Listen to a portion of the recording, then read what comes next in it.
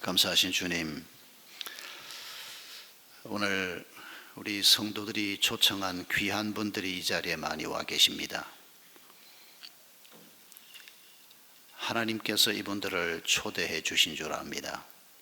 주의 성령께서 이분들의 마음을 만져주시고 이분들의 삶을 만져주시옵소서. 예수 그리스도가 누구신지를 우리가 오늘 다시 한번 생각하며 하나님이 어떤 분인지를 다시 한번 나누며 우리 모두에게 큰 격려와 기쁨의 시간이 되게 해 주시옵소서. 예수님의 이름으로 기도하옵나이다. 아멘. 요즘 저희 교회 성도들이 성경의 에스라라고 하는 책을 함께 읽고 있습니다.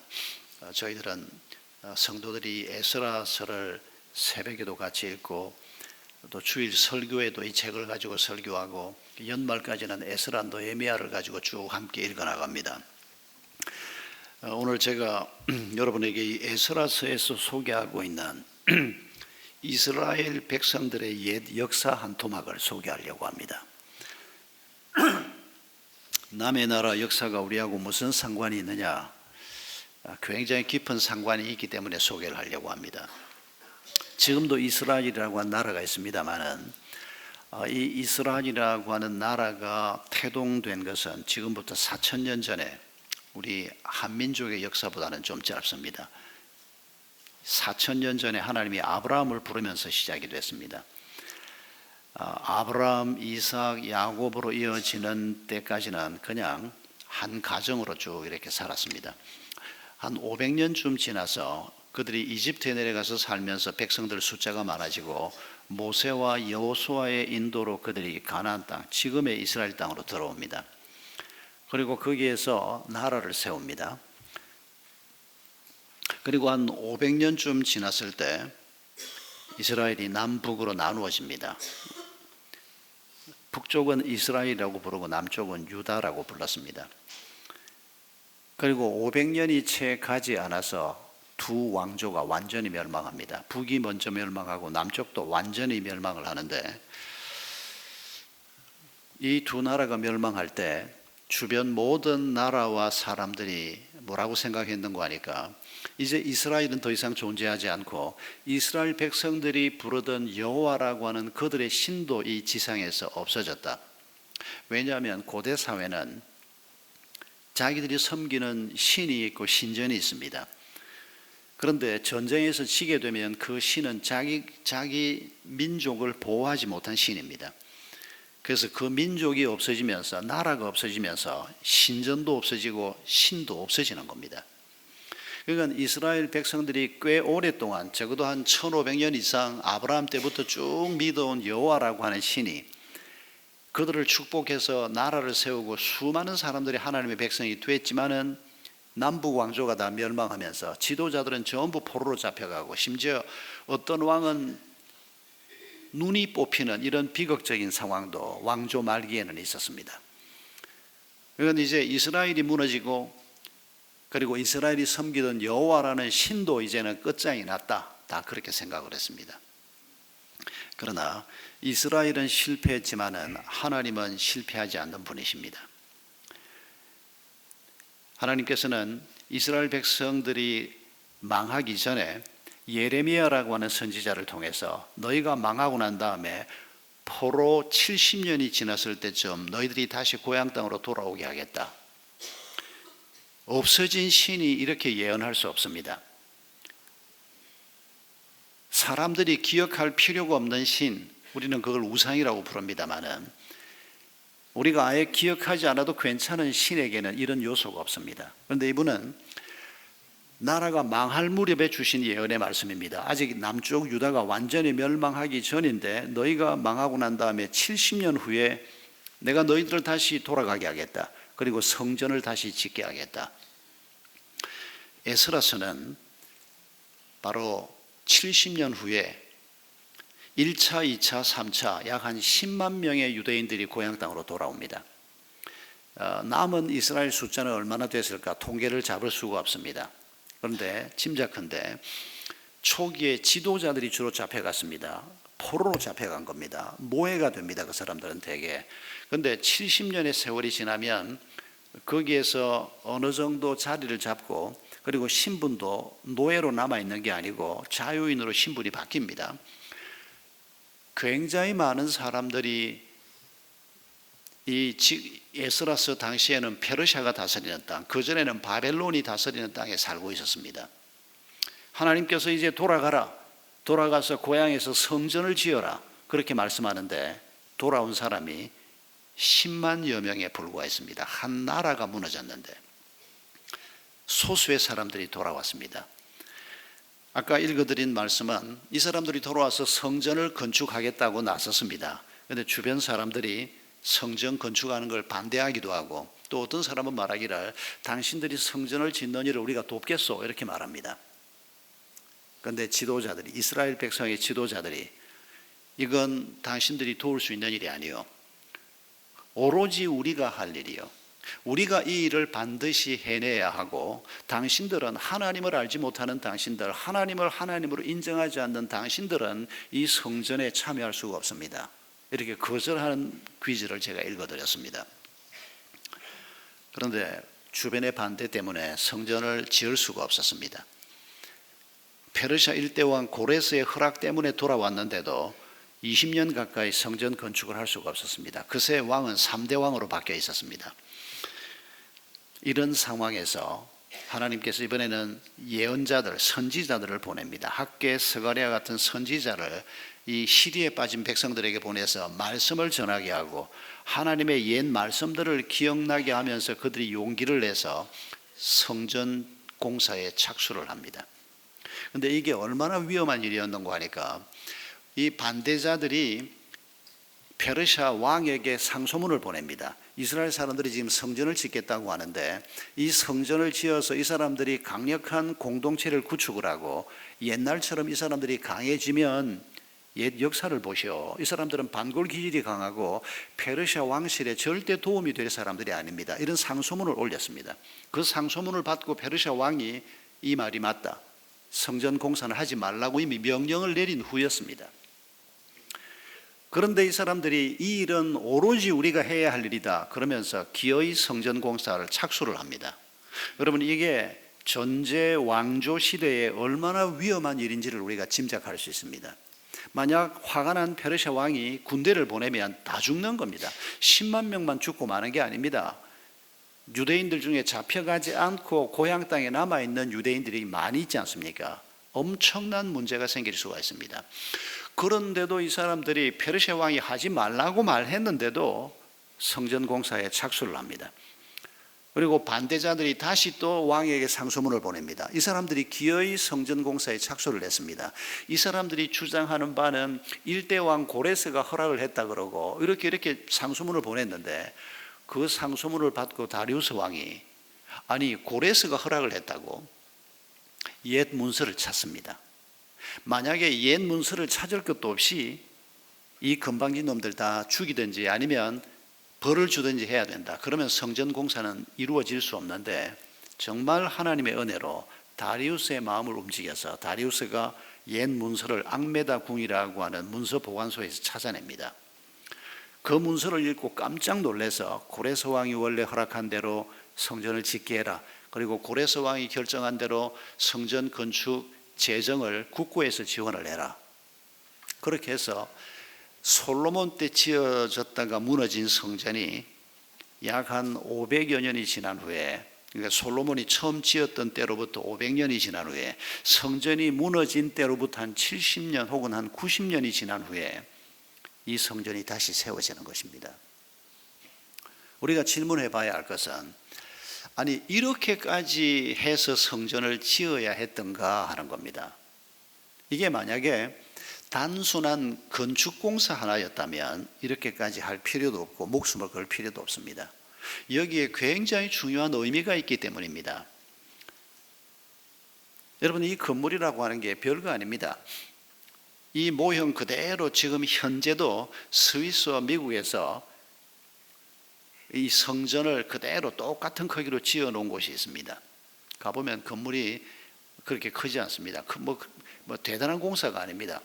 성소와 지성소를 합해도 20평이 채 안 됩니다. 조그마한 20평 정도의 성소와 지성소가 중앙에 있고, 그리고 이제 복도와 부속 방들이 있고 마당이 있고 제단이 있고, 그래봤자 우리 지금 학교와 교회가 있는 이 건물을 생각하면 이제 한쪽 기퉁이 떼주면 그거 다 지을 수 있습니다.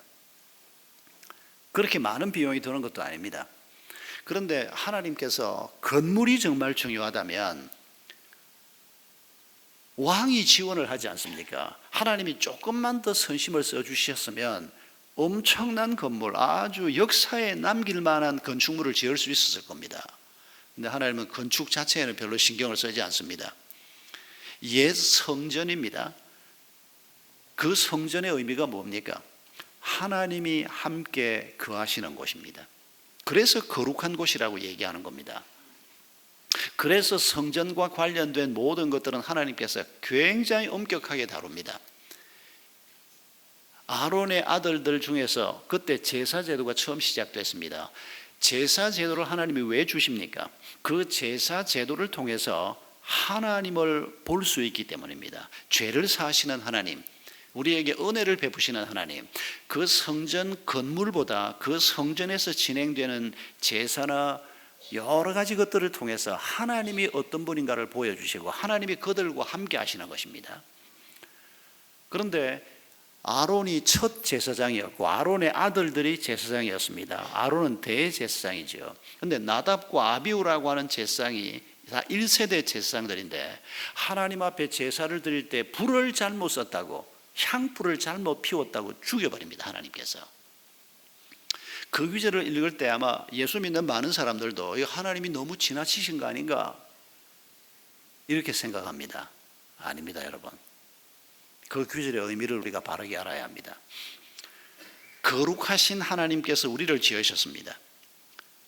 우리를 자기 형상을 따라 지었습니다. 우리는 원숭이하고 같은 존재가 아닙니다. 우리는 진화로 오늘까지 온 존재들이 아닙니다. 부분적으로 진화가 있을 수는 있지만은 처음 지을 때부터 인간은 하나님의 형상으로 지음받은 특별한 존재입니다. 우리는 하나님과 같은 자여야 합니다. 그런데 아담 하와의 범죄로 그 거룩을 잃어버렸습니다. 하나님께서 이제 우리를 다시 거룩한 존재로 부르시는 것입니다. 그런데 거룩하신 하나님 앞에 향불 하나를 잘못 쓰는 것도 죽을 죄에 해당한다는 겁니다. 그래서 그들을 죽이는 겁니다. 하나님이 너무 잔인하지 않냐고요? 아닙니다. 우리가 하나님의 말씀 하나를 어기고 딴 길로 가면 그게 다 죽음의 길입니다. 오늘 우리가 다 살아있지 않냐? 이게 하나님의 은혜라는 겁니다. 나답과 아비후를 죽인 하나님이 잔혹한 하나님이 아니고 우리가 다 죽어야 합니다. 우리가 우리 마음대로 행하고 우리 마음대로 거짓말도 하고 우리 마음대로 욕심 부리기도 하고 죄를 짓기도 하고 우리가 다 죽어야 하는데 하나님이 나답과 아비후는 죽였지만 다 죽이진 않았습니다. 하나님의 거룩함 앞에 설 자가 없습니다. 여러분, 하나님께서 성전을 기어이 짓게 하시는 것은 건물 얘기가 아니고 하나님이 그 백성들과 함께하는 공동체가 되게 하겠다는 것입니다. 그런데 하나님이 선택했던 아브라함의 후손들 대부분은 여기에서 벗어나 버렸습니다. 한 10만 명. 그들이 포로로 잡혀간 땅에서 모든 자신들의 터전을 버리고 고향 땅으로, 고생할 땅으로 돌아와서 성전을 건축하고 하나님의 율법을 지키면서 하나님의 백성으로 살기로 작정한 남은 자들이었습니다. 그들이 400년 역사를 이어갑니다. 하나님의 말씀을 붙들고 다시 제사를 회복하고 예배를 회복하고 하나님의 율법이 지켜지고 하나님이 통치하는 땅이 되도록 씨름하면서 400년 역사를 이어갑니다. 그리고 마지막 남은 자이신 예수 그리스도가 오시는 것입니다. 이분들이 없었으면 중간에 모든 것이 단절될 뻔했습니다. 여러분, 예수님이 오셔서 하셨던 일 중에서 요한복음 2장 19절 말씀을 우리가 기억해야 합니다. 예수님께서 활동하셨던 그때 당시의 성전은 지금 에스라서에서 건축한 이 성전을 스룹바벨 성전이라고 합니다. 스룹바벨이 중심이 돼서 지은 성전이기 때문에. 그런데 이 성전이 아주 초라했습니다. 그런데 헤롯이라고 하는 사람이 예수님이 아기 때 왕이었던 사람입니다. 이 사람이 로마 황실하고 깊은 관계가 있어서 로마 황제 임명을 받고 아무 연고도 없고 자기 아버지가 그 지역의 왕도 아닌데 이 이스라엘 땅의 왕이 됩니다. 유대인이 아닙니다. 이두메 사람입니다. 그러니까 이방인이 하나님을 알지도 못하는 사람이 유대인들의 왕이 되어서 왔으니까 백성들은 헤롯을 좋아할 수가 없습니다. 헤롯은 황제가 자기를 왕으로 삼아 주었는데 정치를 잘 하고 싶습니다. 백성들의 마음을 얻고 싶고 세금 잘 걷어서 로마에 보내고, 그런데 백성들이 자기를 싫어하니까 이 사람이 했던 게 뭔가 하니까 유대인들이 그렇게 귀하게 여기는 성전을 정축을 해줘야 되겠다. 몇백 년 전에 지었던 이 초라한 성전이 아니고 엄청난 돈을 투자해서 40년이 넘는 개축 공사를 해서 예수님 당시에는 모든 유대인들이 자랑스럽게 생각하는 성전으로 변모해 있는 이 성전을 그래서 세 번째 성전이라고도 하고 헤롯 성전이라고도 부릅니다. 유대인 역사가 요세푸스가 남긴 글에 보면 동쪽에서 태양이 떠오를 때 그 햇빛이 예루살렘 성전에 비추어질 때 예루살렘 성전이 그 햇빛을 받으면서 빛이 나는 아주 아름다운 모습을 묘사해 놓은 귀절이 있는데, 보지 않아도 너무 아름다운 건물이구나 하는 게 느껴질 정도입니다. 그 건물을 향해서 예수님께서 지금 뭐라고 얘기하는 거 아니까 이 성전을 헐어라, 내가 사흘 만에 다시 일으키겠다, 이렇게 말합니다. 옆에서 뭐라고 화답한 사람들이 있었는 거 하니까 저 양반이 정신이 있냐 없냐, 이 엄청난 건물 40년이 넘도록 개축을 했고 이 큰 건물을 사흘 만에 다시 짓다니 말도 안 되는 소리를 하고 있다, 이렇게 비난한 사람들이 있었다고 성경이 말합니다. 요한도 그때 그 자리에 같이 있었던 것 같습니다. 훗날 요한이 요한복음을 기록하면서 요한복음 2장 21절에 보면 이렇게 기록하고 있습니다. 예수님께서 그렇게 말씀하신 것은 성전된 자신의 육체를 가리켜 하신 말씀이었다. 죽은 자 가운데서 살아나신 후에야 제자들이 이 말씀을 기억하고 성경과 예수께서 하신 말씀을 믿었다. 예수님 자신이 성전이라고 하는 말을 아무도 몰랐습니다. 시간이 지난 다음에 깨닫게 된 겁니다. 여러분, 이미 설명드린 것처럼 성전은 하나님의 임재 상징입니다. 하나님이 성전에 임하시고 성전에서 진행되는 모든 일들과 함께 하나님이 그 백성들 가운데 있었습니다. 그래서 성전을 하나님의 그림자라고 말합니다. 그런데 이제 그림자가 필요 없습니다. 왜냐하면 성전이신 그 하나님이 인간의 몸을 입고 직접 이 땅에 오셨기 때문입니다. 그분이 저걸 헐어라, 내가 사흘 만에 일으키겠다. 어떻게 이분이 성전이 되고 하나님의 임재와 함께 우리 가운데 거하신다는 겁니까? 십자가와 부활을 통했습니다. 예수님이 왜 십자가에 달려 죽으십니까? 구약의 그 수천 년, 1500년 역사 속에서 죄를 사해달라고 하나님 앞에 올려드렸던 그 수많은 속죄 제사들, 그 제사를 완결짓는 것이 예수님의 십자가 제사였습니다. 자기 몸을 제물로 바쳐서 우리의 죄값을 치르는 엄청난 희생 제사를 드리신 것입니다. 이걸 믿는 자가 거룩한 하나님의 백성이 되는 것입니다. 예수님이 부활하셨다는 말의 의미가 무엇입니까? 예수님이 죽음을 이기셨다는 것입니다. 죽음이 어디에서 옵니까? 죄의 결과가 죽음입니다. 예수님이 우리의 죄를 사해 주시고 예수님이 죄의 결과인 죽음을 이기신 사건이 부활 사건입니다. 우리가 예수 그리스도를 믿을 수만 있다면 예수 안에 있는 사람들은 죄를 이길 수 있고 죽음을 이길 수 있는 자가 될 수 있다는 이 엄청난 말씀을 하나님께서 우리에게 가르치시는 것입니다. 그게 바로 성전이란 모습으로 우리 가운데 있는 하나님이 우리에게 주시는 말씀입니다. 그리고 이제 성전 되신 그분이 친히 우리 가운데로 지금 들어와 계시는 것입니다. 고린도전서 12장 3절에서 사도 바울이 고린도 교회 성도들에게 예수님을 소개하는 설명을 우리가 기억할 필요가 있습니다. 고린도는 지금도 고린도라는 이름으로 그리스 남쪽에 있습니다만은 사도 바울이 그 도시에 들어가서 교회를 세웠습니다. 많지 않은 숫자지만은 예수 믿는 사람들이 생겨났습니다. 바울이 거기에 머물러 있다가 다른 곳으로 가 있으면서 고린도교에 편지를 보낸 게 고린도 전서고 나중에 보낸 게 후서입니다.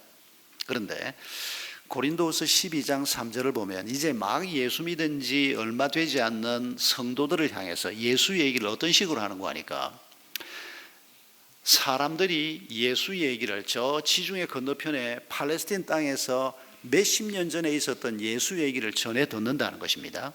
이분들이 예수님 당시에도 그 얘기를 전해 들었습니다. 예수님은 팔레스틴 땅에서 유명한 분이었기 때문입니다. 그런데 바울의 설명을 보면 성령께서 예수가 누군지 설명해 주는 말을 들은 사람은 예수를 주인이라고 한다. 그런데 성령이 전해주는 말을 듣지 않고 뉴스로 예수 얘기를 듣거나 사람들의 입을 통해서 그분이 누군지 잘 모르는 사람을 통해서 예수 얘기를 들은 사람은 예수를 저주받은 자라고 한다. 고전 12장 3절에 이렇게 설명을 합니다. 복잡한 설명 아닙니다. 예수가 한번 설교할 때 수만 명이 모이고 예수가 기적도 행하고 굉장히 많은 사람들의 존경을 받았다더라, 이런 얘기를 그 지역 사람들도 알고 있습니다. 그러나 예수가 십자가에 달려 죽었어. 그 비참한 십자가, 그 상상도 하기 싫은 끔찍한 십자가에 달려 죽었다는 얘기 하나만으로 예수는 저주받은 자가 되는 것입니다. 그런데 성령께서 그 예수가 왜 십자가에 달려 죽었고 그 예수가 누구신가를 설명하는 말을 들은 사람은 바로 그 사람들이 고린도 교회 성도들입니다. 오늘 이 자리에 있는 우리도 그 설명을 어지간히 들은 사람들입니다. 그 설명을 듣고 난 다음에는 예수만이 내 삶의 주인이시다, 예수 그리스도만이 이 땅의 주인이시고 존재하는 모든 것의 주인이라고 고백하게 된다는 것입니다. 왜요? 예수님이 자신의 생명의 값을 지불하고 우리를 사셨기 때문입니다. 그래서 이제는 우리가 예수를 믿는 사람들은 자기 뜻을 따라 사는 게 아니고, 돈이 이끄는 대로 사는 게 아니고, 내 욕망이 이끄는 대로 사는 게 아니고, 주인 되신 예수 그리스도가, 그분의 말씀이, 그분의 거룩한 영이 우리를 인도하는 대로 사는 사람이 되는 것, 그때부터 우리가 성전이 되는 것입니다. 그래서 고린도전서 3장 16절을 보면 너희 몸이 성령이 거하는 전인 줄 알지 못하느냐라고 사도 바울이 말씀하고 있습니다. 여러분, 구약시대에 있었던 그 성전은 하나님의 임재를 상징하는 것이었습니다. 기어이 성전을 지어야 되겠다. 왜? 하나님이 우리 가운데 계셔야 우리가 살 수 있기 때문입니다. 페르시아의 황제가 우리를 지원해 주니 됐다, 그것 가지고는 안 됩니다. 고레스가 위대한 왕이었지만은, 이스라엘 백성들을 그렇게 도왔던 사람이지만은 그는 인간에 불과했습니다. 세상에 어떤 힘 있는 사람이어도 그들이 자기 자신의 삶조차도 어떻게 해볼 수 없는 연약한 인생일 뿐입니다. 성전을 기어이 짓겠다, 페르시아의 왕이 반대를 해도 우리는 하나님과 함께 이 길을 가겠다. 여러분, 이 말은 하나님이 계셔야 한다는 것입니다. 하나님이 계시지 않으면 우리는 살 필요가 없다는 뜻입니다. 페르시아 왕이 우리를 죽이면 죽겠다는 뜻입니다. 그런 결연한 의지로 하나님을 선택하고 성전을 선택한 이 사람들에게 하나님께서는 또 한 번 다리우스의 마음을 움직여서 원래 약속하신 대로 성전을 잘 짓게 하셨던 얘기가 에스라서에 나오는 얘기입니다. 그러나 오늘 우리는 예수님이 오신 이후에 사는 사람들입니다. 이 성전이 그걸로 끝나는 게 아니고 예수님이 성전이시고, 내가 성령이 예수가 누군가를 설명하는 그 말씀을 듣고 아멘으로 받으면서 성령이 내 가운데 거하시고, 이제 우리가 성전이 되어가는 겁니다. 거룩한 집이 되어가는 겁니다. 우리 부부가 만든 가정을 에베소서 5장 26절 27절에서 흠도 티도 없는 하나님의 에클레시아가 되게 하겠다고 말씀하십니다. 이 교회, 에클레시아라고 하는 단어는 성전과 같은 단어로 보셔도 틀리지 않습니다. 여러분, 하나님께서 우리를 이렇게 구별된 존재, 세상 사람들 안에 사는 것 같지만 세상 사람들과는 다른 길을 걸어가는 사람, 다른 생각을 하고 가는 사람, 다른 목표를 가진 사람, 여러분, 이 사람들에게 하나님께서 페르시아의 왕을 움직여서라도, 세상의 어떤 것이라도 움직여서 우리를 보호하시고 우리를 인도하시고 영원토록 우리와 함께 하시겠다고 약속하고 계시는 것입니다. 지난 한 몇 년 동안 저한테 누가 보내는지도 모르고 받는 메일이 하나 있었습니다. 새벽 편지라고 하는 이름의 메일이었습니다. 요즘은 안 옵니다. 제가 잘 안 봐서, 안 열어봐서 안 보낸 건지. 근데 제가 이 새벽 편지를 한 번씩 제목을 보고 이건 무슨 얘기인가 하고 가끔씩 열어보긴 열어보는데 하도 매일 오니까 그걸 다 열어볼 수가 없었는데, 제가 최근에 열어본, 전부 이제 열어보지 않고 있다가 제목이 마음에 들어서 한번 열어본 새벽 편지, 아이디가 이용준이라는 분이 올린 글, 자기가 쓴 글 같지는 않고 올린 글을 그 새벽 편지에서 또 다시 한번 편집을 해서 넣어 놓은 건데, 많은 생각을 하게 하는 얘기가 한 토막 들어 있었습니다. 이런 얘기입니다. 어떤 한 부인이 사는 게 너무 힘들어서 하나님께 간절하게 기도를 했답니다. 하나님, 더 이상 이 세상에서 살고 싶지 않습니다. 빨리 죽어서 천국 가고 싶습니다. 간절하게 몇 날 며칠을 기도했더니 하나님이 나타나셨다는 겁니다. 그러면서 하나님께서 말하기를, 그래, 참 살기 힘들지. 네 마음, 네 입장 이해하겠다. 네 소원을 들어주마. 죽게 해주겠다는 겁니다. 그러면서 하시는 말씀이, 그런데 죽기 전에 한 몇 가지만 내 말대로 한번 해보지 않을래? 그게 뭡니까? 그러니까 너희 집이 너무 지저분한데 너 죽고 난 다음에 사람들이 널 집안 청소도 안 하는 사람으로 기억을 하면 그거 재미없지 않겠냐?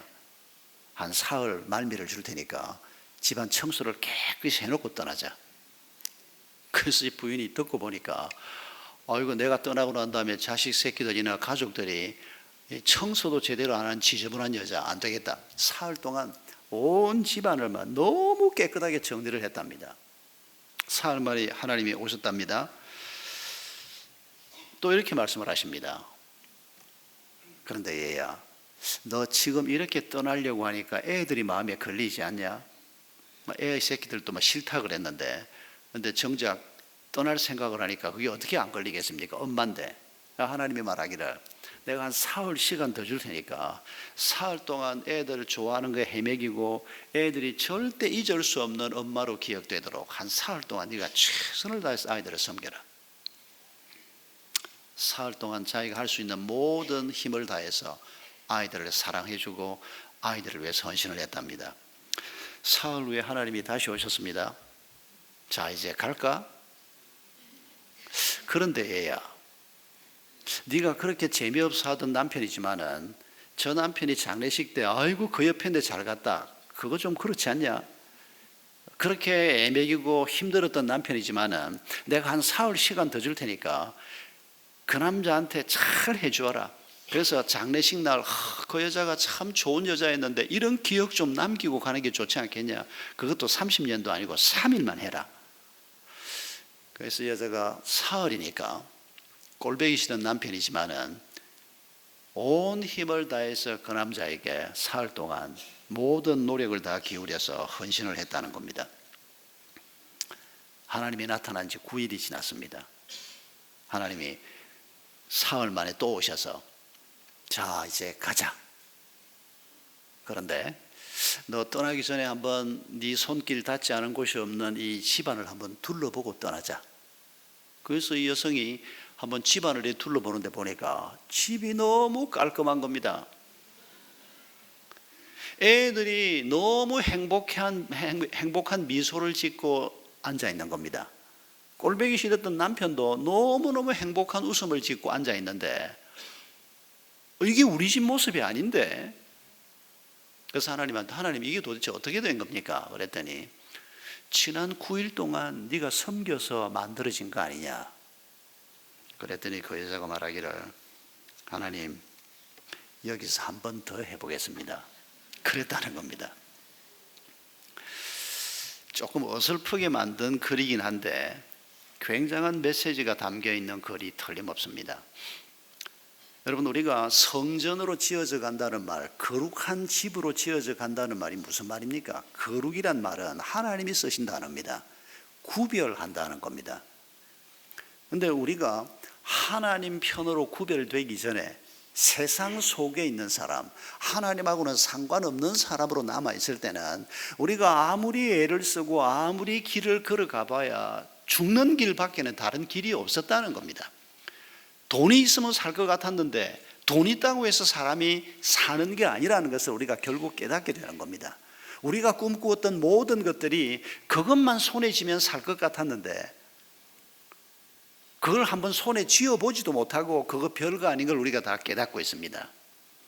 그런 우리를 하나님께서 구별하신다는 것입니다. 하나님 편으로, 생명의 하나님 편으로.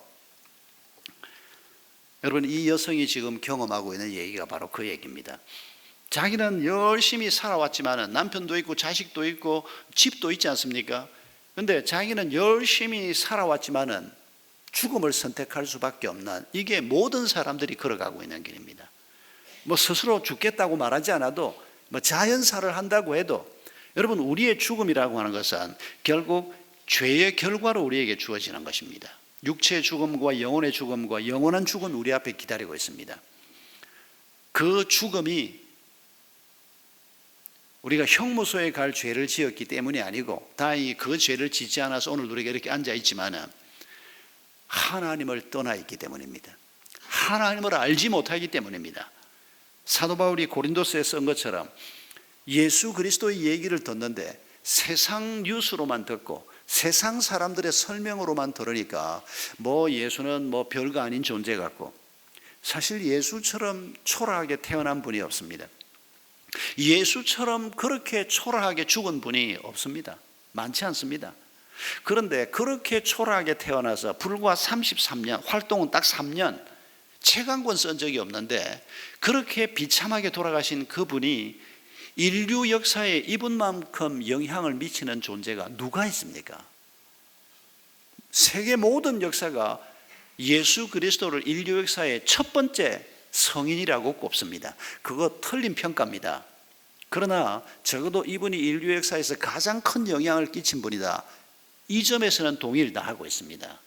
그러나 그 정도가 아닙니다.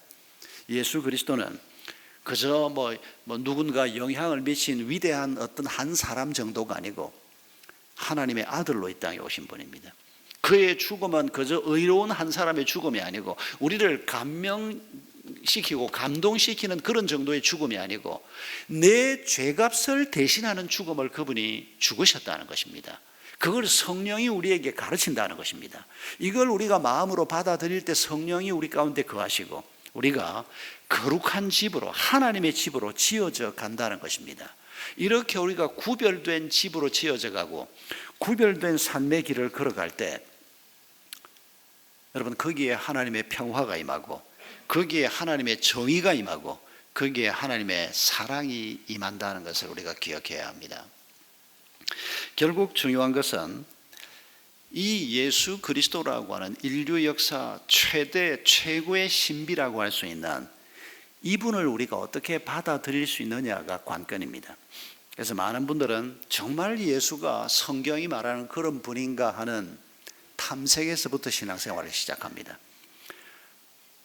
오늘 이 자리에도 그런 분들이 많이 계실 줄 압니다. 이미 교회를 다니고 있어도 아직 이 탐색이 끝이 나지 않아서 그리스도인으로 사는 결심을 못하고 우리가 그런 분들을 구도자라고 부릅니다만은, 또 오늘 그 구도자의 입구의 자리에 초대를 받고 이 자리에 오신 분들도 들어 계십니다만은, 이 예수 그리스도에 관한 이런 얘기 한 토막만 소개를 하고 마칠까 합니다. 예수 그리스도에 관한 예언이 구약 성경에 수도 없이 많이 있습니다. 수백 개가 넘는다고 말할 수 있습니다. 그런데 누가 봐도 이건 예수에 관한 예언이다 라고 말할 수 있는 예언을 추려서 한 30개쯤 된다고 볼 수 있습니다. 예를 들면 이사야 7장에 예수 그리스도가 동정녀 탄생을 할 것이라고 예수가 태어나시기 700~800년 전에 예언을 해놓았습니다. 이사야 11장은 예수 그리스도가 다윗의 후손으로 태어난다고 그 집안을 지정해서 얘기하고 있습니다. 미가서 5장에서는 예수 그리스도가 베들레헴에서 태어날 것이라고 탄생지를 예언하고 있습니다. 이사야 9장에서는 예수 그리스도의 활동 장소가 본부가 갈릴리다라고 말씀하고 있습니다. 스가랴 11장에서는 유다의 배반을 예언하고 있고 시편 23편에서는 예수님의 십자가 사건을 예언하는데 방금 십자가 사건을 보고 기록한 것처럼 누군가 예수님의 옷을 제비 뽑아서 가져가는 얘기라든지 그들이 내뱉는 말 이런 것들이 시편 22편에 예수님 오시기 수백 년 전에 예언되어 있습니다. 이런 예언이 한 30개쯤 됩니다. 그런데 하나의 예언이 몇백 년 전에 있었던 예언이 몇백 년 후에 이루어지는 것만 해도 이게 말이 안 되는 거라고 우리가 말할 수 있는데 30가지 정도의 예언이 몇백 년 지난 후에 한 사람에게 이루어진다? 이 확률은 너무 낮습니다. 그 확률을 과학자들이 이렇게 표현을 해놨습니다. 2분의 1 그러면 50%입니다. 반반입니다. 앞으로 몇백 년 후에 이런 사람이 태어날 것이다. 확률이 2분의 1이다 라고 말하면 50%의 가능성은 있다는 겁니다. 10분의 1 그러면 10%의 가능성이 있다는 겁니다. 그런데 10에 동그라미를 100개를 해서 10의 100성분의 1 그러면 확률이 엄청 낮다는 겁니다. 그런데 여러분 10의 동그라미 100개를 하고 10의 100성분의 1이면 도대체 이게 무슨 숫자인가 머리에 아마 떠오르지 않을 겁니다. 아마 수학을 전공한 분들도 머리에 잘 안 떠오를 겁니다.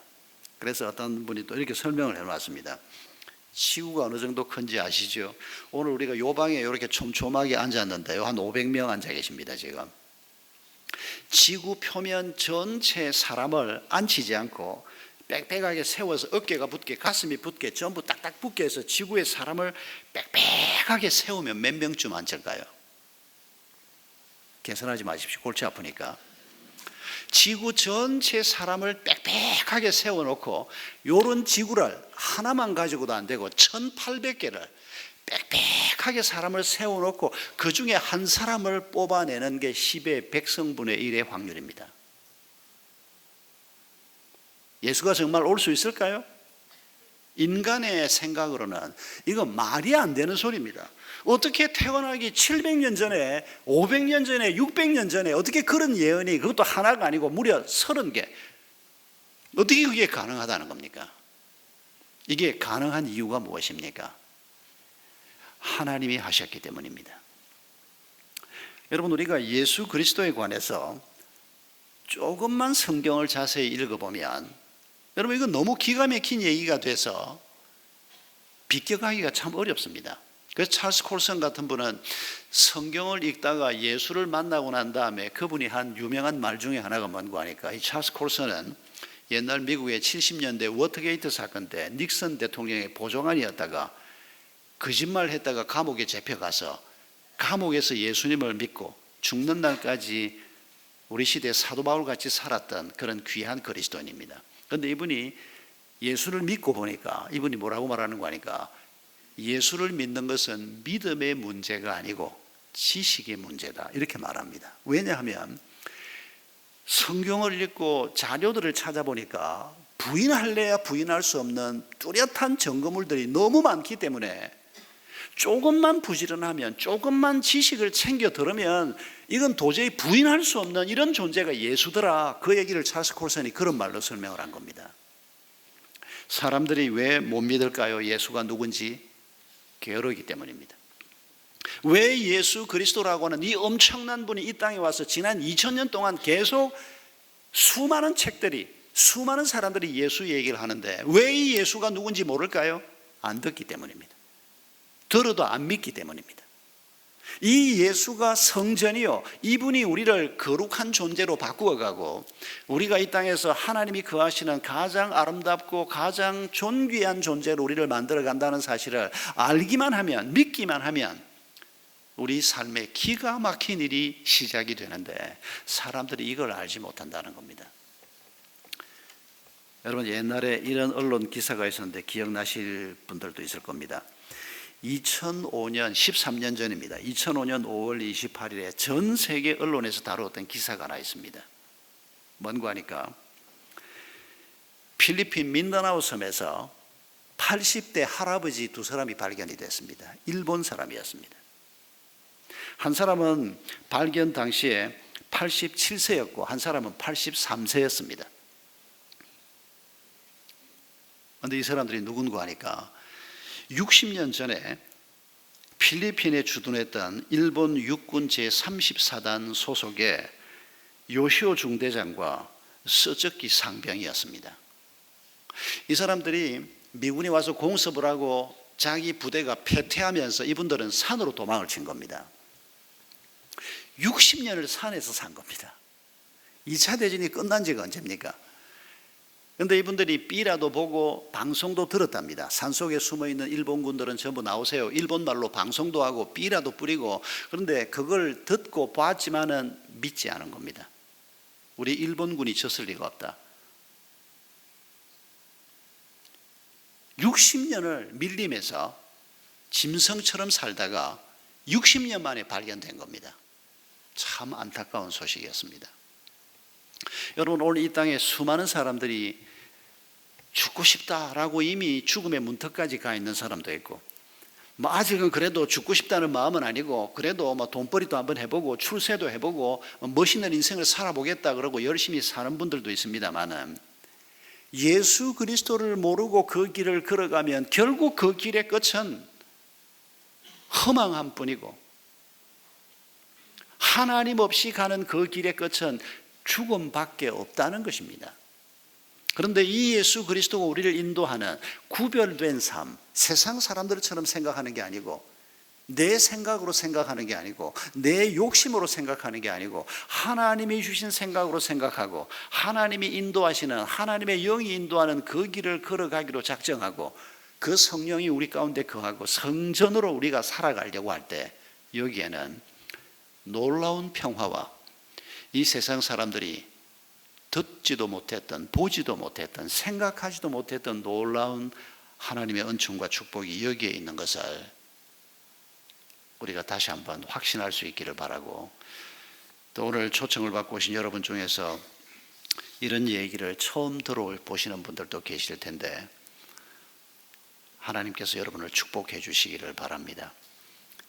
이 예수 그리스도에 관해서 오늘 듣고 그냥 흘려보내지 마시고, 정말 이 예수가 그런 존재인가 다시 한번 고민하고 다시 한번 씨름하기 위해서 여러분을 초대해 주신 그분과 함께 목장에도 가보시고 예배도 좀 더 와보시기를 여러분에게 당부드립니다.